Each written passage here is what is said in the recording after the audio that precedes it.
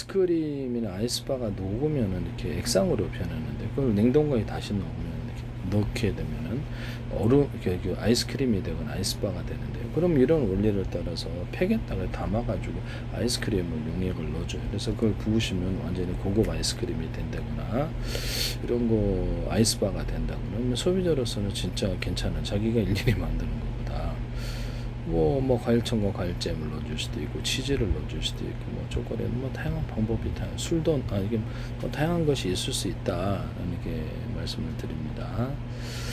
그러면 초콜릿도 그렇게 하셔요. 초콜릿도 회사마다 이게 다 자기나 이게 메스킨 라멘스도 있고 아스피는 초콜릿도 이렇게 다양하게 나올 수 있는데요. 그러면 거기다가 초콜릿도 액상으로 넣어갖고 갖고 가시면 이렇게 다양한 형태의 초콜릿이 나와 회사별로 먹고 싶잖아요.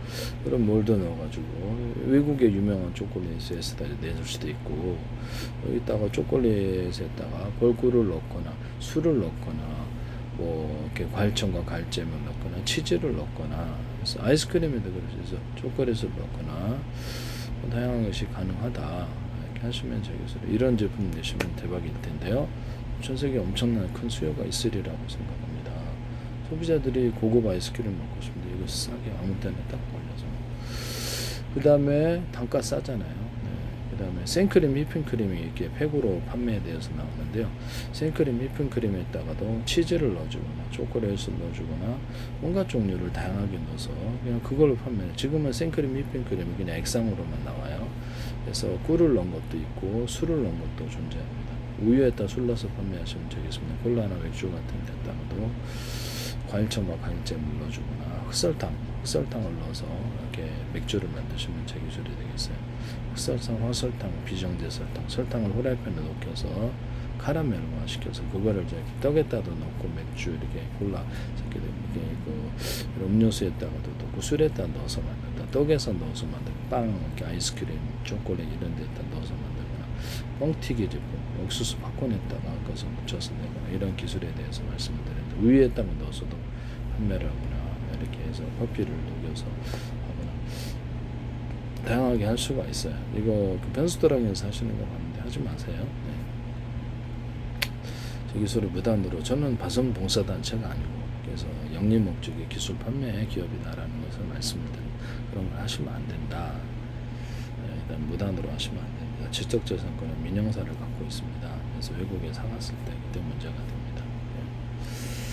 그래서 이런 법을 뚜렷이 어기시면 안 된다.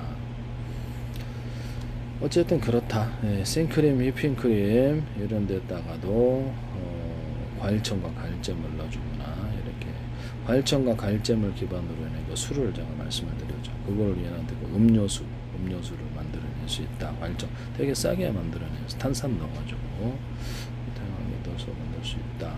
여기다가 달고나 설탕을 후라이팬에 아까 좀 넣고 그거 달고나 설탕을 과일잼과 과일잼 내주거나 계피가 들어간 과일청과 과일잼을 만들 수 있다. 그걸 기반으로 빵 만든 이스트균을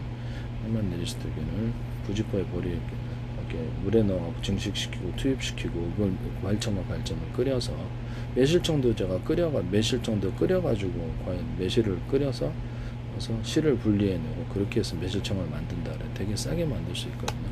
그걸 기반으로 매실주도 넣을 수 있는데 매실주에다 과실주, 과일청과 과일주 여러 가지 과실주를 섞어서 만들 수도 있어요.